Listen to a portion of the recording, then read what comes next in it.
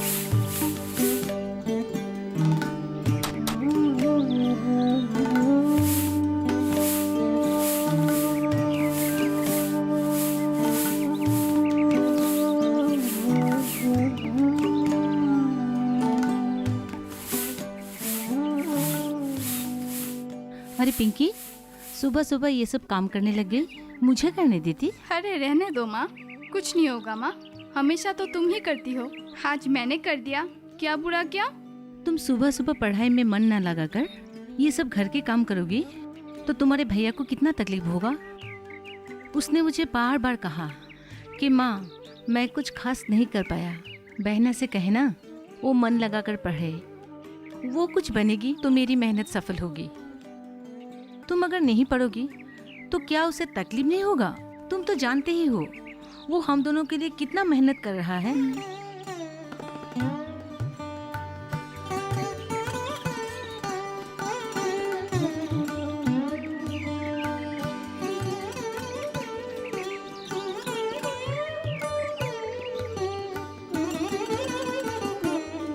वो अपनी सुख सुविधा को भूलकर भाग दौड़ कर रहा है।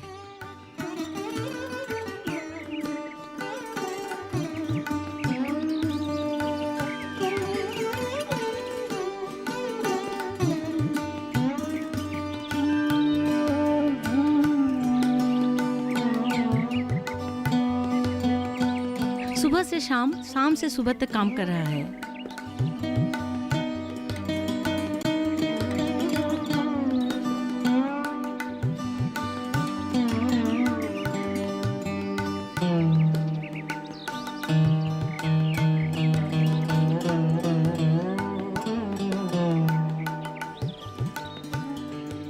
इसके बदले में वो कुछ नहीं चाहता है, सिर्फ वो यही चाहता है कि तुम अच्छी तरह पढ़ लिख लो और पढ़ लिख कर मैं कुछ बन जाओ, यही चाहते हैं ना। माँ मैं ये बात समझती हूँ, लेकिन भैया जिस तरह से तुम्हारी मदद कर रहा है मैं भी उसी तरह तुम्हारी मदद करना चाहती हूँ। अभी जाओ तुम नहा लो और मेरे लिए एक अच्छी तरह से चाय बनाना, मैं ये साफ करके आती हूँ।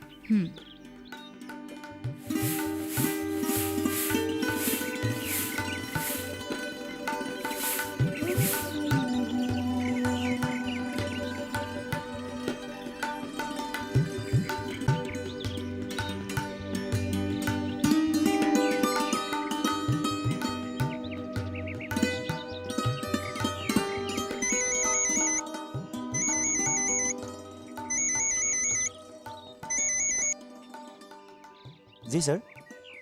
हाँ सर, हाँ हाँ हाँ, आपका पार्सल आ गया है। जी सर, जरूर जरूर, मैं आज जरूर जाऊंगा। जी जी, नहीं नहीं, कुछ चिंता की बात नहीं है जी। हाँ जाऊंगा, ठीक है।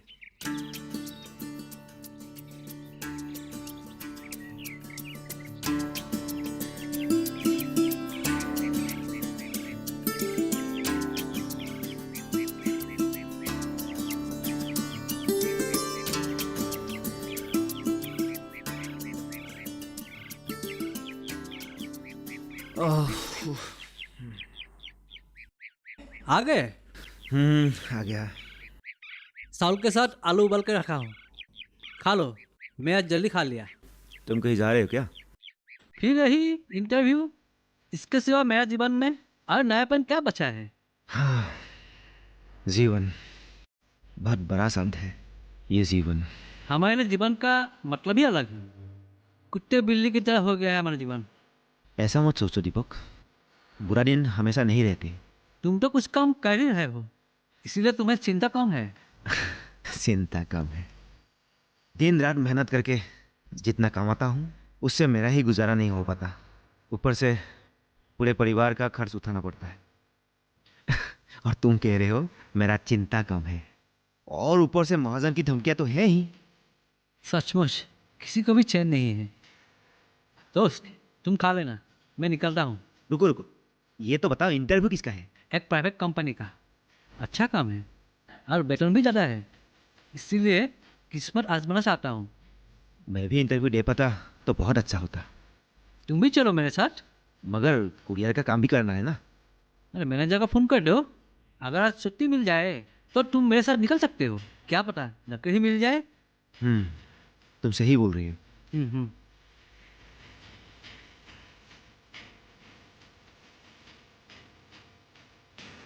Hello sir. अरे परवाल, जी। मैं तुमको फोन करने ही वाला था। आज जरा जल्दी आओ बेटा, काफी डिलीवरी है। सर लेकिन मैं दूसरे काम के लिए फ़ोन किया था। असल में सर मुझे आज के लिए छुट्टी की ज़रूरत थी। अरे बाबा, तुम क्या बात कर रहे हो, आज तो नामुमकिन है। सर प्लीज़, मुझे ज़रूरी काम के लिए छुट्टी चाहिए था। पूरा दिन ना सही, आधे दिन के लिए तो दे दीजिए सर, प्लीज़ सर। नहीं नहीं, इस तरह से छुट्टी नहीं मिलती है। तुम जल्दी से आ जाओ, ऑफिस में बहुत सारे सामान है, उसको डिलीवरी देना है। Sir sir hello. क्या बोला?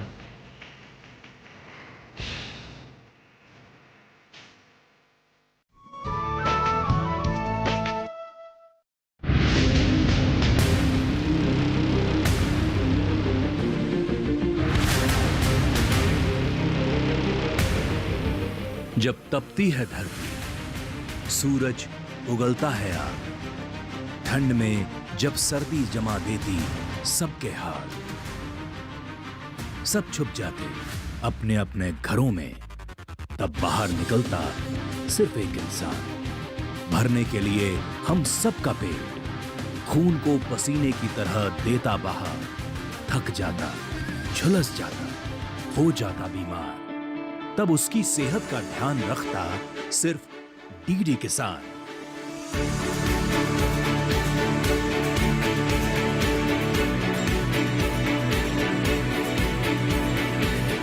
देखिए स्वस्थ किसान शनिवार शाम 6 बजे लाइव, सिर्फ दूरदर्शन किसान चैनल पर।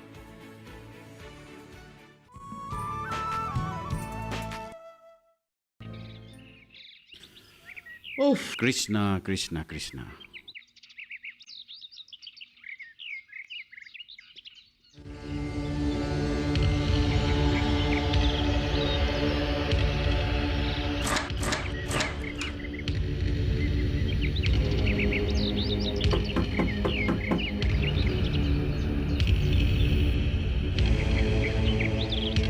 प्रतिभा, ओ प्रतिभा, घर पे हो क्या?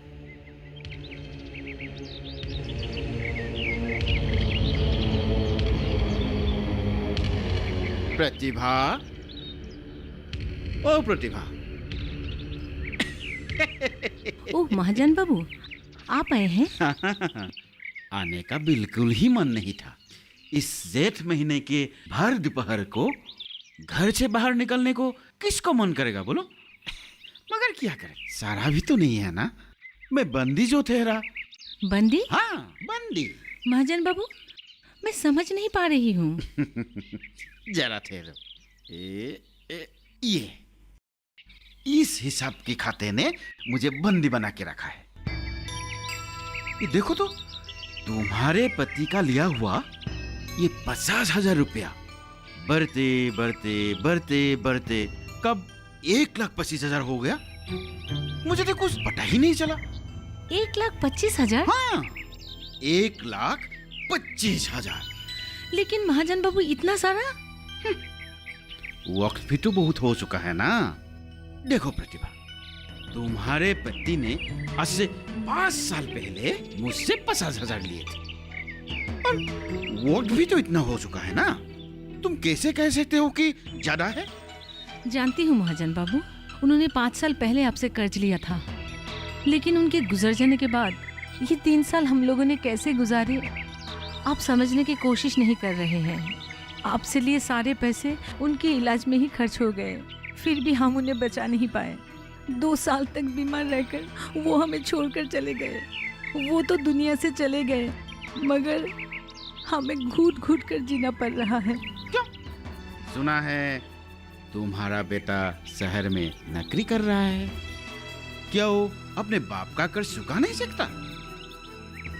देखो, बेटे होने के नाते अपने बाप का कर्ज चुकाना उसका फर्ज बनता है। उसके वजह से ही तो हमें 2 वक्त का खाना नसीब हो रहा है, लेकिन वो अभी अधिक नहीं कमा रहा है महाजन बाबू।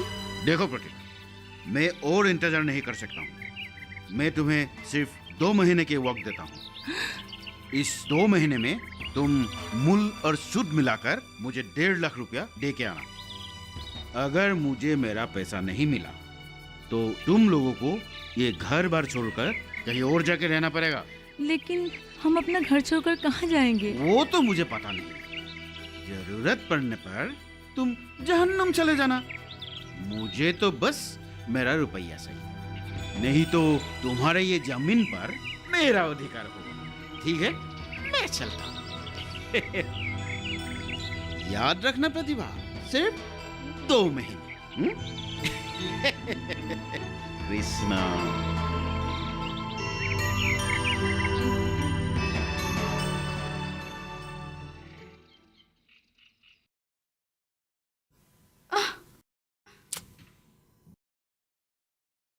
अरे पिंकी, कॉलेज जा रही हो? हाँ। ओहो, तुम्हारी चप्पल टूट गई है। चलो मैं नई खरीद कर देता हूँ। नहीं, कोई ज़रूरत नहीं। अरे जरूरत क्यों नहीं है? तुम्हारे इस फूल जैसे पैर पर अगर कंकड़ चुभेंगे तो मुझे क्या अच्छा लगेगा? आओ बैठो, पहले तुम्हें एक चंदा चप्पल खरीद के दूंगा, उसके बाद कर्ज भी पहुंचा दूंगा। नहीं, मैं चली जाऊंगी, आप जाइए। अरे पिंकी, तुम समझते क्यों नहीं हो? अरे तुम्हें तकलीफ होगी, अगर तुम्हें तकलीफ होगी तो मुझे ही दर्द होगा ना। चलो थोड़ा घूमेंगे फिरेंगे और दिल की बातें भी करेंगे। सुनिए, बदतमीजी मत कीजिए, नहीं तो मेरी ये टूटी हुई चप्पल आपके गालों पर बरस सकती है। तन मत कीजिए।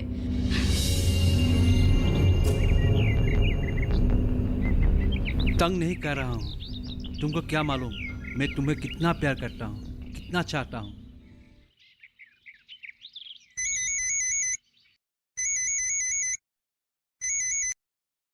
हाँ माँ, बोलो। क्या कर रहे हो बेटा?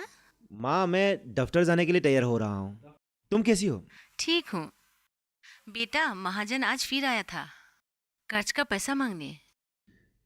तुमने क्या बोला माँ? क्या वो मेरे बात सुनने वाला है? महाजन ने बोला है कर्ज मूल और सूद मिलाकर 1.25 लाख रुपया हो चुका है। क्या 1.25 लाख? कैसे हो सकता है? हम तो 20-20 में पैसे दे रहे हैं। मैं सब नहीं जानती हूँ बेटा, हम जो बीच बीच में पैसे देते थे वो उसे सूद मानते हैं। जानती हूँ तुम दिन रात मेहनत कर रहे हो, मैं तुम्हारा चिंता और बनाना नहीं चाहती। तुम्हारे पिताजी का बनाया हुआ ये घर है, घर की मिट्टी के साथ उनका पसीना धुला हुआ है। अब इस घर को बचाने का सवाल पैदा हो गया है बेटा। माँ, तुम चिंता मत करो, मैं कुछ ना कुछ तो रास्ता निकल ही लूंगा। माँ, तुम एक काम करना, महाजन से कहना जो हमारा नदी वाला जमीन है उसे लेने दे। घर का जमीन कब्जा करने की बजाय अगर नदी वाला जमीन ले ले तो हमें तकलीफ कम होगा। माँ, और सुनो, मैं 2-1 दिन में जाके महाजन से बात कर लूंगा। ठीक है? ठीक है बेटा, अपना ख्याल रखना। ठीक है, अभी फोन रखता हूँ।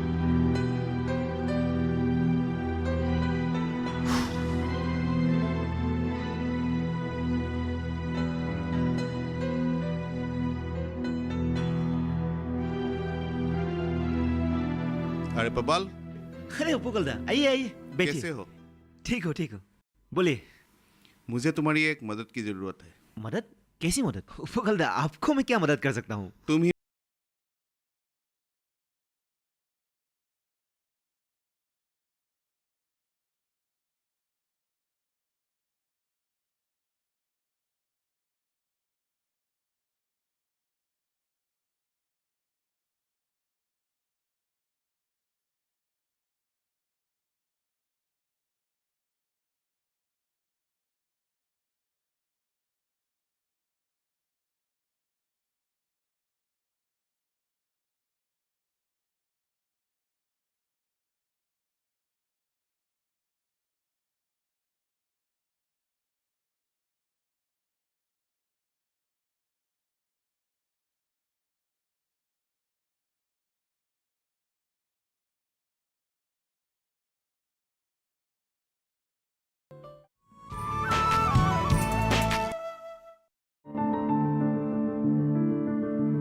फसल में कीट लगा हो या कोई बीमारी, पशुपालन में हो कोई दिक्कत या चाहिए कोई जानकारी, फोन उठाएं, नंबर मिलाएं और कहें हेलो किसान। हेलो किसान। हेलो किसान। हेलो किसान सोमवार, बुधवार और शुक्रवार शाम 6 से 7 बजे सिर्फ डीडी किसान पर।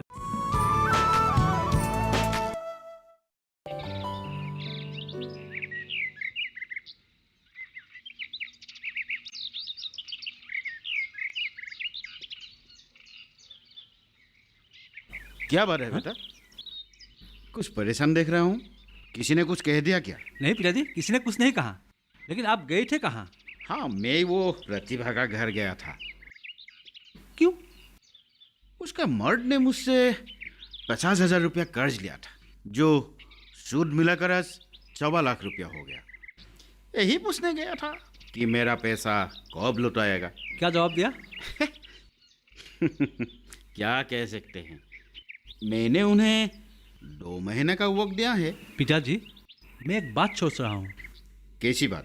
प्रतिभा चाची की एक बेटी है, नाम है पिंकी। जानता हूँ। वो बहुत खूबसूरत है और शादी के लायक भी हो चुकी है। पढ़ाई लिखाई में भी वो बहुत अच्छी है। अच्छा, दरअसल तुम कहना क्या चाहते हो?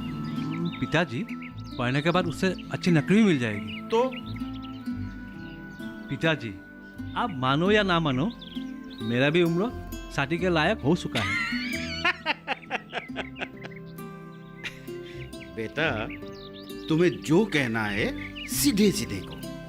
एक घुमा फिरा कर कहने से मुझे कुछ समझ में नहीं आएगा। देखिए पिताजी, आपके पास इस गांव में जमीन जायदाद काफ़ी है। आप प्रतिभा चाची का घर पे भी कब्जा कर सकते हो। लेकिन मैं एक अलग ही बात सोच रहा हूँ। क्या? उसके घर पर कब्जा करने से आपको कुछ खास फायदा होने वाला नहीं है। मेरे दिमाग में एक ख्याल आ रहा है, अगर आप पिंकी की शादी मेरे साथ करवा देते हो तो घर में लक्ष्मी जैसी बहू आ जाएगी और साथों साथ भविष्य में कमा के भी देगी। उसकी जैसी मेधावी लड़की हमारे इस इलाके में दूसरी नहीं है। सही कहा तुमने, सही बोला। उसको कोई अच्छी नौकरी जरूर मिलेगी। ठीक है, मैं प्रतिभा से बात करूंगा। इसमें फायदा मुझे भी है और उसे भी होगा। क्यों? ठीक है।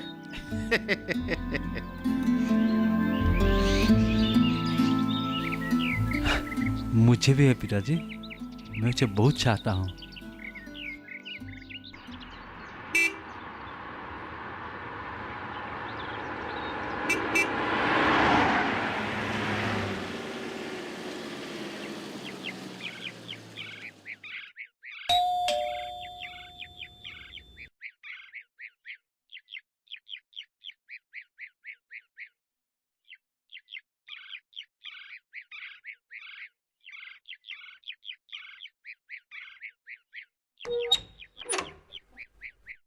चाचा जी, आप लोगों के हिमश्री सईके के नाम पर ये पत्र। हाँ।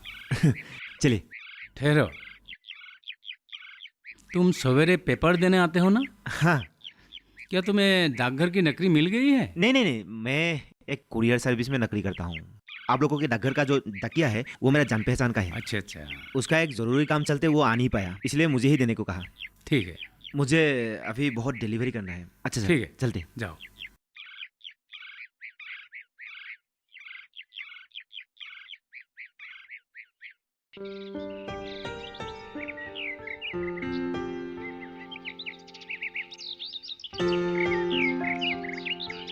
प्रतिभा, तुम मुझे क्या बुद्धू समझती हो? साल भर पानी में डूबे रहने वाला खेत लेकर मैं क्या करूंगा? और उसे बेचने से भी मुझे क्या मिलेगा? सुनो, मैं तुम्हें एक अलग बात बताना चाहता हूँ। तुम मेरा मतलब मैं तुम्हारा भला ही चाहता हूँ, इसीलिए कह रहा हूँ। कैसी बात? मेरे दिमाग में एक अच्छा सा ख्याल आ रहा है। देखो प्रतिभा, तुम्हारी बेटी पिंकी की शादी मेरे बेटे निपेन से करवा दो। ये आप कैसी बात कर रहे हैं? देखो, तुम्हारी बेटी पिंकी रूपावती है, गुणवती भी है, और इसीलिए तो मैं उसे अपना बहू बनाना चाहता हूँ। बदले में मैं तुम्हारी सारा कर्ज माफ कर दूंगा, और तुम्हारी बेटी तो राज करेगी ना, ठीक है ना? माफ कीजिए महाजन बाबू, मैं आपकी बात नहीं मान सकती। अब मेरी बेटी पढ़ना चाहती है और आपके परिवार के साथ हमारी कोई बराबरी नहीं है। शादी तो बराबर की परिवार के साथ ही होना चाहिए, बुरा मत मानिएगा। अरे मैं कह रहा हूँ ना, तुम चिंता क्यों करते हो? अरे चिंता तो करनी होगी महाजन बाबू, और आप मेरे ऊपर दवा मत डालिए। अरे मेरी बेटी की भी तो अपनी मर्जी की अहमियत है। देखो पटेल, बर्तन को पूछकर आधन नहीं चढ़ाया जाता, ठीक है? अगर तुम ऐसे चाहती हो तो ठीक है, चलो। हो सके तो उससे मनवा लेना, नहीं तो मेरा पैसा तैयार रखना, मैं चलता हूं। कृष्णा।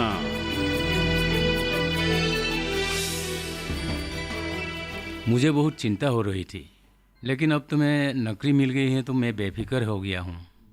पिताजी, नौकरी ही आदमी की सबसे बड़ी सफलता नहीं होती है। नौकरी किए बिना भी बड़े काम कर सकते हैं। इसका मतलब तुम्हें नौकरी पसंद नहीं है? ऐसा मैंने कब कहा? मैं नौकरी पाकर बेहद खुश हूँ, क्योंकि मुझे जरूरतमंद लोगों का मदद करने का मौका मिलेगा। आप तो जानते ही हैं, मुझे खेती बाड़ी बेहद पसंद है। जानता हूँ, शहर में जन्म लेकर भी तुम्हारी ख्याल अलग है। जानती हो, आज सुबह खत लेकर कौन आया था? कौन? सुबह जो युवक हमें पेपर देता है वही। इतनी मेहनत करने वाले नौजवान को अगर कहीं नौकरी मिल जाए तो। इसके विपरीत भी सोचा जा सकता है पिताजी। इतनी मेहनत करने वाला युवक अगर रोजगार का कोई रास्ता चुन लेता, यानी अगर वो लोग खेती करता, मछली पालता, फूल का उत्पादन करता, तब तो उनकी प्रगति होती। अब वो तो मेहनत करता है, लेकिन प्रगति किसी और की हो रही है। हाँ, वही तो बुरा लगता है। फुर्सत मिल जाए तो उससे एक दिन बात करनी होगी। ठीक है, मैं एक दिन बुला लूंगा। हाँ।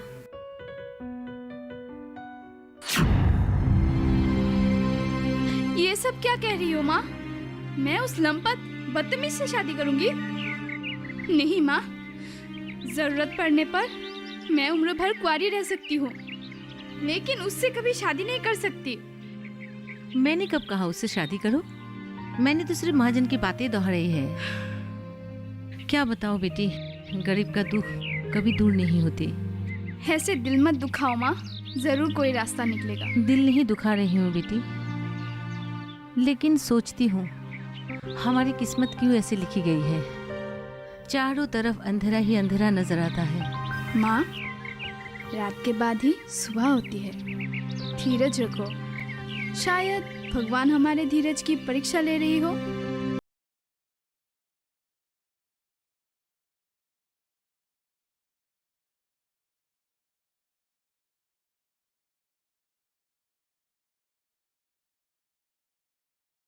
धान उपजा नहीं सकते, पर रबी की फसल तो हो सकती है।